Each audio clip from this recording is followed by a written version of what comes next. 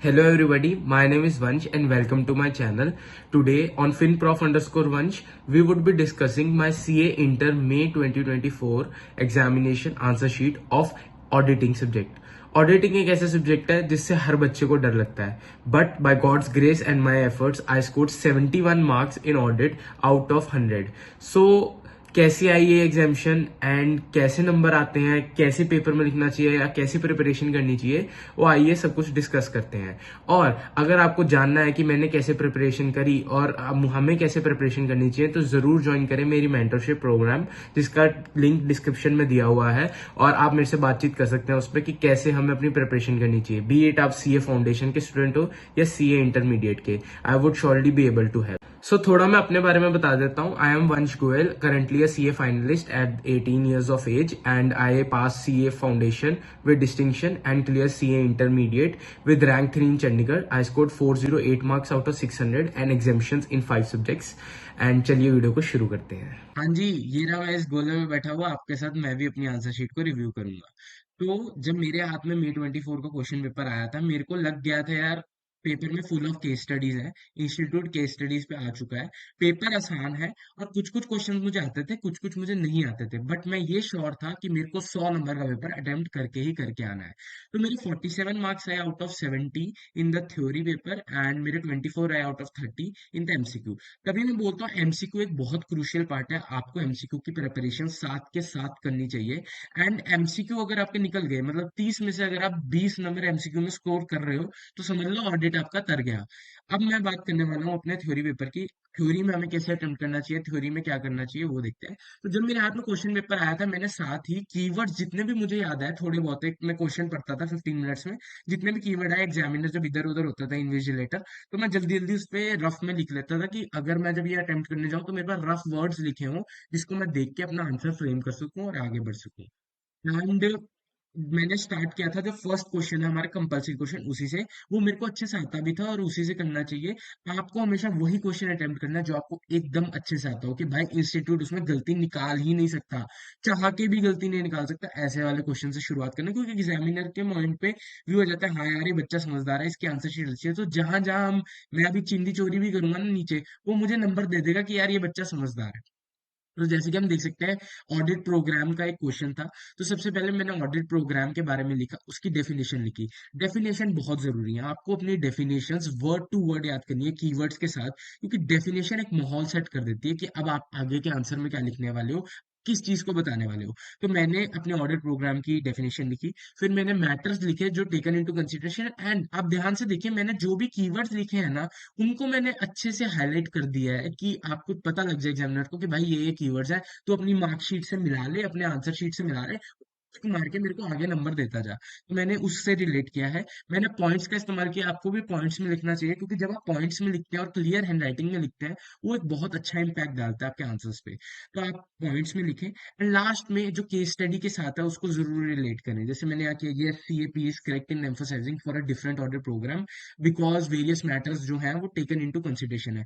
तो इसका भी नंबर है, आप ध्यान से देखिए, 1 मार्क्स मेरे को इसी चीज का अलॉट हुआ हुआ है, क्योंकि मैंने इसको केस स्टडी को सोल्यूशन ढंग से लिखा है. शायद अगर किसी के ऊपर वाले पॉइंट्स ठीक ना हो, उसने केस स्टडी का सोल्यूशन लिखा हो, तो उसको भी नंबर मिल जाएंगे. तो ये क्वेश्चन अच्छे से आता था, इसमें मेरे को पूरे 4 नंबर मिले हैं. तो ऑडिट के आंसर्स में भी पूरे पूरे नंबर मिलते हैं. ये एक क्लियर क्लियर कट प्रूफ है कि पूरे आंसर्स, पूरे मार्क्स मिलते हैं. जैसे कि आप देख सकते हैं, ये आंसर बी है. इसमें अकाउंटिंग स्टैंडर्ड 2 का काम था. तो मेरी इंट्रोडक्टरी लाइन देखिए, according to accounting standard 2 valuation of inventories are value at cost price और net realised value whichever is lower. मतलब उसने ये लाइन देख ली, उसको पता लग गया बच्चे के दिमाग में है ज्ञान, उसे है आता, उसे अकाउंट्स भी आती है, उसे ऑडिट भी आता है. तो उसने मेरी अकाउंट्स देख ली. फिर मैंने लिखा अपना ऑडिट का ज्ञान कि as per clause 2 of para 3 company audit report CARO 2020, तो ऐसे ऐसे उसकी अमाउंट लेनी है. तो इससे उसको ये क्लैरिटी होगी कि बच्चे ने अकाउंट्स को भी रिलेट कर दिया, ऑडिटिंग को भी रिलेट कर दिया. आप देख सकते हैं कि इंस्टीट्यूट का ना लेवल बढ़ चुका है. अब वो डिफरेंट सब्जेक्ट्स को मर्ज कर रहा है और बच्चे को एक होलिस्टिक डेवलपमेंट देना चाहता है। जैसे कि अगर आपने ध्यान हो, अगर आपने मई 2024 का आपका कॉस्टिंग का पेपर देखा हो या अकाउंट्स का पेपर देखा हो, अकाउंट्स में कॉस्टिंग डाल रखी है और ऑडिटिंग में अकाउंट्स लॉ कॉस्टिंग इतनी इस्तेमाल हुई है मेरी कि कोई हिसाब ही नहीं था। Net realisable value and different topics of accounts, अभी नीचे भी एस 19 आएगा जो पूरा कोर अकाउंट्स का टॉपिक है, बट क्वेश्चन उसके ऑडिटिंग में आ रहे हैं। तो हमें इससे सीख लेनी चाहिए कि इंस्टीट्यूट एक होलिस्टिक व्यू रख रहा है, तो हमें भी अपनी तैयारी एक होलिस्टिक व्यू लेके करनी चाहिए। माना हम ग्रुप ग्रुप करके दे रहे हैं, but we should have that knowledge कि यार अगर बाय चांस पूछ लिया तो हमें कुछ ना कुछ आता हो, हम खाली हाथ ना लिख के आए, अच्छे से लिख के आए। मैं बोथ ग्रुप की तैयारी कर रहा था, तो मेरे पास एक ये एडेड एडवांटेज था। आप देख सकते हैं मैंने दोनों इंट्रोडक्टरी लाइंस लिखी, बेशक उसने मेरे को शायद इसके नंबर नहीं, सिर्फ 2 नंबर इसके दिए हैं, बट एक माहौल सेट हो गया उससे कि यार मेरे को पता है क्या तू पूछ रहा है, और वो लिख दिया। Then I solve the solution, की थोड़ा प्रैक्टिकल बेस्ड क्वेश्चन था कि कॉस्ट निकालनी थी, वो मैंने निकाली और आंसर को डब्बे में डाल दिया, जिससे उसको क्लैरिटी होगी, हाँ यार इसको 1 नंबर देना, उसने टिक मारा और आगे बढ़ गया। तो ऐसे ही मैंने ये करा था और लास्ट में एक इंट्रोडक्टरी अच्छे से आंसर भी लिख के पूरे 4 नंबर इसमें भी बटोर लिए। इसके बाद आते हैं, अब अच्छे क्वेश्चन नहीं आते। अब जैसे देख सकते हो ये क्वेश्चन था ऑपरेटिंग कंट्रोल्स का, जो मेरे को बिल्कुल नहीं आता था, इंटरनल फाइनेंशियल कंट्रोल्स का, बट मैंने कुछ ना कुछ करके जो क्वेश्चन में ही लिखा हुआ था ना उसी को मैं चेप के आया। बट ऐसा नहीं है, इंस्टीट्यूट ने जो क्वेश्चन में लिखा उसको चेपे हुए को नंबर दे दिए, उसके मेरे को 0 नंबर मिले हैं क्योंकि उसका कोई पॉइंट ही नहीं था। उसने मेरे को नंबर पता है किस चीज के दिए हैं? ये जो मैंने ऑडिट की थोड़ी बातें लिखी है कि implemented efficiency and effectiveness of those financial controls important है। तो देखो, इफेक्टिवनेस और एफिशिएंसी +2 का कॉन्सेप्ट है, कब के ये वर्ड्स पढ़ते आ रहे हैं +2 से, इफेक्टिवनेस एफिशिएंसी, इफेक्टिवनेस एफिशिएंसी। और अगर हम ये वर्ड्स ना लिखते तो वो नंबर ना लेते, और इस करके मेरे को 1 नंबर मिल गया। और एक एक नंबर की मेहनत उससे पूछो जिसका एग्रीगेट से फेल हुआ हो, उसको पता है कि 1 नंबर की वैल्यू भी क्या होती है ऑडिट में। तो अपने एफर्ट्स को जितना कुछ आता हो, जो भी आता हो, जरूर लिख के आए। कई बार एग्जामिनर को अच्छा लगता है तो नंबर दे देता है आपको। तो इसके बाद आगे चलते हैं हम। आगे हम देख सकते हैं, जैसे इस क्वेश्चन में मेरे को पूरे 3 नंबर मिले हुए हैं। ऑडिट डॉक्यूमेंटेशन का क्वेश्चन है कि 60 डेज में हमें वो बनानी है, 7 ईयर्स तक हमें रिटेन करनी है, और सीएबी का एक्शन करेक्ट है। तो एक एक नंबर बड़े स्मूथली लिया। डेफिनेशन का 1 नंबर लिया as per AS 230। Audit documentation क्या होती है? Physical electronic form, done. फिर 60 डेज में रखनी है और 7 ईयर्स रखनी है। 3 नंबर झोली में, पता भी नहीं लगा कब आए। तो ये होती है खासियत, जब आपको नंबर बटोरने हो, आप to the point, to the fact, to the clear point of view intention से लिखेंगे तो नंबर जरूर मिलेंगे ही मिलेंगे। ये शुरू होता है मेरा फिफ्थ आंसर। अब आप देख रहे हो, सबसे पहले फर्स्ट आंसर, लास्ट, फिर सबसे लास्ट वाला फिफ्थ आंसर। भाई जो आता था वो कर दिया, जिस ऑर्डर से आता था वो कर दिया, कि भाई ये उठा लिया, ये लिख लिया, अब कुछ नहीं समझ आ रहा, ये समझ आ रहा है, ये लिखे। अब ये देखो, ये लॉ का क्वेश्चन था, इसने सेक्शन 54 पूछा हुआ था। जो section 54, employ stock option, creditor debt restructuring scheme, statutory plan, भाई ये ऑडिट में कहीं नहीं है। ऑडिट का बुक खोल लूंगा, इसमें ऑडिट में, इस बुक में इसके बारे में कुछ नहीं लिखा हुआ, सारा लॉ में लिखा हुआ है। बट क्योंकि मैं बोथ ग्रुप का स्टूडेंट था, मेरे को थोड़ा बहुत रफली याद था, मैं वो लिख के आया। एंड आप मानेंगे नहीं, इंस्टीट्यूट ने इस चीज के भी 2 नंबर दिए हुए हैं। मतलब क्रॉस होलिस्टिक डेवलपमेंट बहुत जरूरी है। Cross subject questions are very important और वो आते हैं। अब आप देख सकते हैं, मैंने 25 लाख की पेनल्टी लिखी है जो शायद गलत है। 25 लाख की पेनल्टी लिखी है जो शायद ऊपर वाली पेनल्टी गलत है, बट ये वाली शायद तुक्का ही थी, मेरे को ध्यान नहीं था। बट मैं तुक्का मार के और ये सही है, और मेरे को इसमें भी 2 मार्क्स मिले हैं। बाकी आप देख सकते हैं, देखिए पॉइंटर्स में कॉस्ट ऑफ, अब देख सकते हैं AS 10, फिर से अकाउंट्स। अभी तक तो ऑडिट तो देखा ही नहीं हमने, AS 2 देख लिया, सेक्शन 54 देख लिया, और अब हम देख रहे हैं AS 10। अभी तक तो ऑडिट के क्वेश्चन ही नहीं देखे हमने, हम देखिए अकाउंट्स और लॉ रहे हैं। तो इस हिसाब से आप देख सकते हैं कि कितना क्रिस क्रॉस किया है इंस्टीट्यूट ने, और मैंने उसको ढंग से समझ के उससे आगे बढ़ा हूं कि कैसे मैं इसमें नंबर बटोर सकता हूँ। पॉइंट्स में लिखा आंसर, 1 नंबर मिला चाहे इतने सारे पॉइंट्स का, बट पॉइंट्स में लिखने से आंसर में क्लैरिटी आती है, क्लियरनेस आती है। अब आप देख सकते हैं, ये वाला ऑडिट का प्योर शॉर्ट क्वेश्चन है कि कौन से प्रोफेशनल एथिक्स लगने हैं। तो इसमें आप देखिए मैंने पहले क्या किया, the auditor has violated the fundamental principle ethics of objectivity. पहले उस वर्ड को हाईलाइट करके, अंडरलाइन करके, उस पे कैपिटल लेटर उसमें लिख के, कैपिटल लेटर्स में लिख के, साथ में कॉमा डाल के मैंने वो वर्ड लिख दिया कि भैया तू इस पे ध्यान दे ले, ये वर्ड है, इसका 1 नंबर है। और उसके बाद मैंने उसकी डेफिनेशन लिखी कि क्या ये रेफर करता है। जब मैंने इस पॉइंट से लिखा तो उसको नंबर एक ही देना था, बट एक क्लैरिटी होगी कि शायद उसने नंबर मेरे को सिर्फ ऑब्जेक्टिविटी का दिया है, बट उसको क्लैरिटी होगी, बच्चे को ये पता है। तो मैंने पहले हर हर इसमें यही किया है कि मैंने पहले आपका वो मेंशन किया है वर्ड, एंड देन उसकी एक्सप्लेनेशन दी है। अगर आप ऐसे पेपर को अटेम्प्ट करेंगे तो एग्जामिनर क्यों नंबर नहीं देगा? पर आप पेपर को अटेम्प्ट करने का मेथड सीखिए, आप पेपर को करने का मेथड सीखिए। ये निधि कंपनी का मेरा फेवरेट क्वेश्चन। मैं शुभम केशवानी का स्टूडेंट हूँ, तो उन्होंने मेरे को बताया था निधि निधि जो है वो 12 बजे आएगी। तो 12 बजे क्लॉस 12 है अपना निधि कंपनी का। अब 3 नंबर देखिए कैसे प्यार से लूटे हैं मैंने। मेरे को निधि कंपनी रटी हुई थी 3 पॉइंट से, तीनों प्यार प्यार से एक एक हेडिंग में लिख दिए कि भैया पैरों का पूछ रहा तू, पैरा 3 क्लॉस 12 ये हो गया। भैया 1:20 तुम्हारी नेट ओन फंड से डिपॉजिट्स की रेशो है वो, अनइनकम पर सिक्योरिटी कितनी रखनी है, और डिफॉल्ट करा तो रीपेमेंट नहीं होगी, इंटरेस्ट वगैरह की नहीं कर सकते निधि कंपनी। क्लियर कट 3 नंबर झोली में। इसमें ये क्वेश्चन शायद मैंने अटेम्प्ट ही इसलिए किया था क्योंकि इसमें निधि कंपनी का क्वेश्चन था, और वो मेरे को 3 पॉइंट डरते हुए थे। मैं कहा कुछ हो ना हो, अगर मेरे को 14 में से 3 नंबर तो मिल जाएंगे ना पक्के, शोर शॉर्ट। तो मैंने ये क्वेश्चन अटेम्प्ट कर लिया था, फिफ्थ क्वेश्चन। इसके बाद आप देख सकते हैं, देखिए कटिंग होती है तो कटिंग देखिए फर्स्ट पेज पे कटिंग हुई है, तो मैंने उसको काट के उसको अलग कर दिया है, और फिर मैंने उसके बाद पेपर को अटेम्प्ट किया है।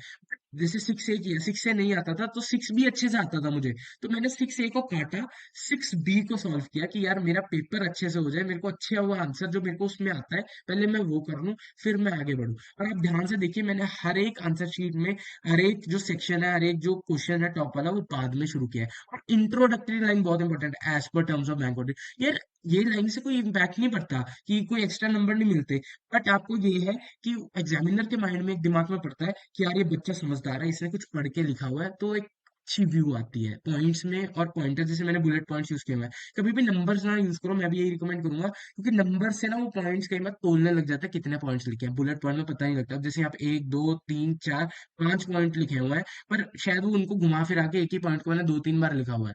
इससे एक क्लैरिटी हो जाती है कि वो पॉइंट्स गिन नहीं पाता आपके कि यार कितने पॉइंट्स लिखे हैं। अब आप देख सकते हैं 6D किया हुआ है, पहले 6B किया और 6D किया।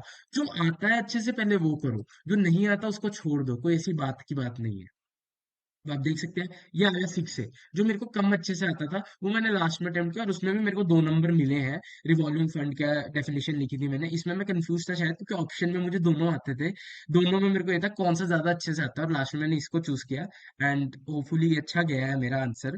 बट मैं यही रिकमेंड करूंगा, जो आता है पहले उसको अटेम्प्ट करो, जो नहीं आता बाद में करो। उससे कोई इंस्टीट्यूट को फर्क नहीं पड़ता कि 6B पहले कर दिया, 6A बाद में किया, बट 6 के सारे क्वेश्चन एक साथ अटेम्प्ट करो, 6 के सब पॉइंट्स।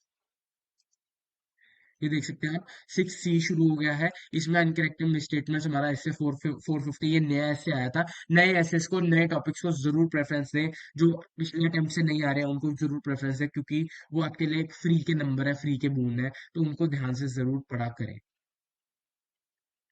इसके बाद ये सेकंड आंसर शुरू हो गया। ये था हमारा कि रिस्क असेसमेंट प्रोसीजर कैसे इंक्वायरीज मेड होती है। देखिए पहले अपना क्लियर कट, पहले एक अच्छी सी introductory line, then headings, internal audit personnel क्या होता है, इन हाउस लीगल काउंसिल क्या होता है, मार्केटिंग और सेल्स पर्सोनल क्या होता है, इंफॉर्मेशन सिस्टम पर्सोनल क्या होता है, देन उनके अंदर के मैटर। उन्होंने दोनों चीज चेक करी, मेरे को नंबर पूरे 4 में से 4 दिए। ये है खासियत, आप जब आंसर सॉल्व करें। और जब आप पढ़ेंगे ना marketing and sales strategy, application of budgets allocated, इसमें भाई मैंने खुद बनाए हुए हैं कई पॉइंट, मैं बता रहा हूँ सच सच, खुद बनाए हुए हैं ये वर्ड्स। बस ये है, उसको लास्ट में ये दिखना चाहिए हाँ यार बच्चे को ऊपर ऊपर से नॉलेज है, उसको कीवर्ड्स दिख रहे होंगे ना अपनी मार्किंग स्कीम से, वो टिक टिक मार के तुम्हें नंबर दे देगा। ये है हैक ऑडिट में नंबर लेने का, सीधी बात। Keywords matter a lot. तुम्हारा आंसर अच्छे से दिख रहा होगा, कीवर्ड उसको दिखाई दे रहे होंगे, उसकी मार्किंग, भाई एग्जामिनर को कुछ नहीं पता, जो चेक कर रहे हैं ना उसे दिख रहा है भैया इसने कीवर्ड लिखे हैं, सेम टू सेम शब्द है, मीनिंग भी सेम होगा, टिक मार के वो आगे बढ़ता है। सीधी बात ये होता है अपना ऑडिट में। तो जैसे कि आप देख सकते हैं, अब यहाँ पे मेरे को नंबर नहीं मिले हैं, मैंने 4 पॉइंट लिखे थे बट 4 में से कोई नंबर नहीं मिला। एक पॉइंट सिर्फ ऐसे का मिला हुआ है कि मैंने कंक्लूजन सही लिखा है कि he shall modify the opinion as पर वो, कि ऊपर के पॉइंट्स शायद मेरे गलत है, बट मेरा ये कंक्लूजन ठीक है, तो उसका भी नंबर मिला है। तो ये फ्री के नंबर है जिसे मैं बटोर रहा हूँ, एक एक दो दो नंबर, जो बाद में बड़ा इंपैक्ट डालते हैं। अब ये एक अच्छा क्वेश्चन था, ऐसे 200 का, ऐसे 200 हम सबसे पहले पढ़ते हैं, हमने रटा होता है, तो उसका मैंने आंसर लिखे हैं, फ्यूचर इवेंट्स क्या क्या matter in unusual to matter वगैरह, audit is not an investigation, तो उनको मैंने ढंग से क्लियर करके लिखा और 3 नंबर मिला। अब आप देख सकते हैं 3 नंबर का क्वेश्चन था, बट उसमें मैंने 5 पॉइंट मेंशन किए हैं। वो मेरे चुन नहीं है, बस ये है कि शायद अगर एक आधा पॉइंट उन्हें पसंद नहीं आया, तो जो दूसरे वाला है वो शायद पसंद आ जाए, तो उसके करके नंबर दे दें। अब आप देख सकते हैं कि इन्होंने इसमें मेरा सेकंड आंसर को चेक किया है कि शायद शायद इसके नंबर भी हैं 3 में, उन्होंने मेरे पांचों पॉइंट को चेक किया है। आप एक चीज ध्यान रखें कि अगर आपका एक आंसर एक पॉइंट गलत भी हो, तो आप शिफ्ट करके दूसरे पॉइंट पे जा सकते हैं, दूसरा पॉइंट का आंसर ठीक लगेगा उसको। बट आप अटेम्प्ट सारा पेपर करें, और सारे पॉइंट्स जितने पता है थोड़े बहुत जैसे भी, उनको जरूर जरूर लिखें। ये आंसर 2D आ गया है। ये वॉल्यूम ऑफ ट्रांजैक्शन, अब देखिए 3 पॉइंट, उसको 3 वर्ड दिखे, मलाई, टिक मारे, कहता आगे चलो, क्योंकि 3 कीवर्ड्स। कीवर्ड्स बहुत इंपॉर्टेंट है, और कीवर्ड्स कैसे लर्न करने हैं, हमें कैसे याद रखना, ऑडिट कैसे पढ़ना। और ये आंसर शीट आज में नहीं बनी है, ये 9 महीने की मेहनत की आंसर शीट है। और हमें कैसे ऑडिट पढ़ना चाहिए, तो जरूर मेरी मेंटरशिप में एनरोल करें, आपको जरूर इम्पैक्ट बनेगा। More than 250 students have trusted me and they are doing well and they have seen drastic changes कि ऑडिट यार कैसे पढ़ा जाता है, ऑडिट को कैसे पढ़ना चाहिए मेरे साथ ऑडिट पढ़ के। और डिफरेंट सब्जेक्ट्स, कॉस्टिंग में मेरे 79 आए एंड लॉ में मेरे 71 आए। अगर आप चाहते हो उन पे भी मैं वीडियो लाऊं तो जल्दी बताना। और ये एक इंटरेस्टिंग पॉइंट आ गया, इस पे आता हूँ पहले मैं। अब आप देख सकते हैं आंसर था ऐसे 300। तो भाई मुझे ना पॉइंट्स ही नहीं आते थे इसके। मेरे को क्या था, ये आंसर में 2 पॉइंट लिखने, 2 मार्कर का आंसर था, 4 पॉइंट थे। मेरे को इसके बस 1 या 2 पॉइंट याद था। तो मैंने पता क्या किया, मैं 10 पॉइंट लिखाया, डिफरेंट टर्म्स ऑफ ऑडिट जितनी मेरे को आती थी। रिस्क ऑफ मटेरियल मिसस्टेटमेंट लिखी हुई है, sufficient and appropriate audit evidence लिखी हुई है, स्पेशल ऑडिट कंसीडरेशन लिखी हुई है, मटेरियलिटी एज पर एसपी 320 लिखी हुई है, एनालिटिकल प्रोसीजर 520 लिखी हुई है। मतलब जो आता था ना टर्म्स ऑफ ऑडिट, जो मैच भी नहीं करता, मैं वो लिखा आया था कि भाई उसको जो पसंद आएगा ना टिक करके दे देगा। बट ये चीज कैसे आई, अब ये वाला आंसर मेरे को नहीं आता था। मैंने थर्ड वाला लास्ट में किया कि ऊपर से उसका इम्पैक्ट अच्छा बन जाए कि यार ये बच्चा समझदार है, इसको नंबर दे दो। तो उसने मुझे नंबर दे दिए। और जब मैं नीचे आया, धीरे धीरे धीरे धीरे लास्ट पेज पे आया, तब मैंने सारे 10 पॉइंट लिखे, और जो 2 पॉइंट शोर शॉर्ट सही थे उनको ऊपर लिखा, और एक line legal and regulatory framework जो ठीक था उसको अंडरलाइन कर दिया। कि भाई इंपॉर्टेंट तो मेरे को ये 2-3 लगते हैं, एप्लीकेबल फाइनेंशियल रिपोर्टिंग, इंपॉर्टेंट वाले 4 मैंने अंडरलाइन कर दिए कि तू इन 4 पे नजर घुमा लो, ये इन चारों में से कोई है। बट वैसे मैंने 10 लिख दिए कि अगर कोई और टकर गया तो तू टिक करके नंबर दे दो। ऐसे नंबर बटोरने चाहिए। कुछ नहीं आता, कुछ तो लिख के आ, कुछ तो देगा, खाली पेज छोड़ के आएगा तो वो नंबर तो देगा नहीं, कांटा क्रॉस मार के कह देगा 0 नंबर। इससे अच्छा कुछ तो भर के आ। जितने वर्ड है, अब आप देख सकते हो इसमें जितने वर्ड है ना ऑडिट के, सारे लिख दिए कि एक कॉमन मैन को समझ ना आए, टेक्निकल जार्गन लग जाएगा। वो सारे वर्ड लिख दिए और कुछ नंबर बटोर लिया मैंने। एक और आंसर, आंसर 3, मैनेजमेंट को कैसे मैनुअल वो जजमेंट देते हैं। अब ये जो पैरा है, ये न्यूली ऐड हुआ था। अब मेरी नजर ये थी कि जो भी बुक में न्यूली ऐड हुआ है, न्यू स्कीम में नया नया आया है, उसको तो तू ढंग से रट के चले जा, 450 ऐसे रट के चले जा कि भाई उसका एक क्वेश्चन आना ही आना है, चाहे 3 नंबर 4 नंबर, और वो आया। और फ्री के नंबर लेने बटोरने की कोशिश करी है मैंने उसमें। कहीं कहीं देखिए पूरा पेज ऐसे 610 का लिखा हुआ है, कांटा मिला, कांटा 0 नंबर मिला, 0 नंबर। तो ऐसा नहीं है, हर जगह आपके अच्छे अच्छे पॉइंटर्स, अच्छे अच्छे उसको देखेगा, कीवर्ड्स देखेगा वो। Keywords matter a lot. अगर आप बुक के मिले हुए कीवर्ड्स दिख रहे हो, वो नंबर देंगे ही देंगे। ये देखिए पूरे आंसर को आई मीन टू से, तो इतना अच्छे से लिखा हुआ है, उसको 0 नंबर दिया। क्यों? क्योंकि कीवर्ड नहीं मैच हुआ। अगर उसके आंसर शीट का कीवर्ड मैच नहीं हो रहा, तो वो आंसर उसके लिए 0 है, 0, वो कांटा मार देगा। तभी मैं बार बार बोलता हूँ अपनी मेंटोरशिप में भी, भैया ऑडिट में कीवर्ड सबसे ज्यादा जरूरी है। उनको रट के चले जाना, सेम टू सेम वर्ड लिखाना, चाहे भाषा इधर की उधर कर देना अपनी English, but keywords matter a lot. और कीवर्ड के ही नंबर है, कीवर्ड के ही नंबर है, आप मेरी आंसर शीट में देख सकते हैं। तो इसी के साथ आंसर शीट खत्म होती है। मेरे 22 मार्क्स आए अपने क्या कहते हैं एमसीक्यूज में, 24 मार्क्स में भी। एंड वो भी इसलिए आए क्योंकि मैंने कीवर्ड्स को ध्यान से स्टडी किया था। और मैं आपको यही रिकमेंड करूंगा, आप अच्छे से अपनी प्रिपरेशन को करें, मेंटोरशिप में जरूर एनरोल करें। और आई होप आपको ये आंसर शीट की डिस्कशन वीडियो अच्छी लगी होगी। आंसर शीट का लिंक मैं नीचे उसमें डाल दूंगा, क्या कहते हैं डिस्क्रिप्शन में, मेंटोरशिप का भी नीचे डाल दूंगा। और अगर मेरे को इस पे एक अच्छा इम्पैक्ट आता है, अच्छा व्यू आता है, तो मैं जरूर अपनी कॉस्टिंग की मार्कशीट, जिसमें मैंने 79 स्कोर किया है, प्रैक्टिकल सब्जेक्ट को कैसे क्रैक करें वो सिखाऊंगा। और लॉ की मार्कशीट, जिसमें भी बहुत बच्चों को तकलीफ आती है, 73 marks in law and 71 in auditing, तो प्रैक्टिकल थ्योरी मिक्स क्रैक कर लिया है। तो दोनों की आंसर शीट भी मैं आपके साथ शेयर जरूर करूंगा। और इस वीडियो को अपने फ्रेंड्स को भेजें, सीए फ्रेंड्स को जिनको ऑडिटिंग में दिक्कत आ रही है, जरूर मेरे को कॉन्टेक्ट करें। फ्री मेंटोरशिप है, कोई पैसे नहीं है, एक बार आके तो देखें, आपको चेंज जरूर मिलेगा। और as Shubham Keshwani sir always say a tagline. I also have my tagline, and that I would say to you कि हर एक संकट का हल होगा, आज नहीं तो कल होगा। तो लगे रहो मित्रों। So some key points I would request you to understand. Are first, learn your definitions by heart. Definition अच्छी होगी, आंसर बढ़िया होगा। Second, keywords are the most important thing. अगर तुम्हारे कीवर्ड्स बढ़िया तरीके से हैं, वो सिर्फ कीवर्ड्स चेक कर रहे हैं, कीवर्ड्स को अंडरलाइन करो, उनको ढंग से समझाओ, और कीवर्ड्स अगर दिखेंगे उनका आंसर में, वो नंबर ऐसे ही दे देंगे। थर्ड, केस स्टडी से रिलेट करो, लास्ट में अपना कंक्लूजन जरूर दो। कंक्लूजन और आंसर को ढंग से लिख के आओ, उसके भी नंबर होते हैं, जैसे हमने देखा एक एक दो नंबर सीधा सिर्फ कंक्लूजन के बेस पे मिल रहा है। फोर्थ, सिर्फ इंपॉर्टेंट पॉइंट्स चेक होते हैं, तो अगर पॉइंट्स नहीं याद आ रहे, 10 पॉइंट लिखाओ, उनमें से सिर्फ इंपॉर्टेंट वाले चेक होंगे, तो अपने जितने आते हैं याद आते हैं लिख के आओ, एटलीस्ट लिख के आओ, आंसर खाली ना छोड़ो। हाँ, अगर वो रिलेट करते हुए तभी वो नंबर देंगे। जैसे हमने देखा एक आंसर तो पूरा सही था बट उन्होंने नंबर नहीं दिए, क्योंकि अगर उनको कुछ मैटर नहीं लगा तो वो चाहे तुम्हारा अच्छा आंसर उसको भी नंबर नहीं देंगे। एंड फिफ्थ, प्रेजेंटेशन ढंग से करना, आंसर हमेशा नए पेज से शुरू करना, क्योंकि एक अच्छा आंसर एक अच्छी लुक देता है एंड एग्जामिनेशन को भी चेक करने में अच्छा लगता है। और जरूर बताना कैसी लगा ये video, and share, subscribe and comment.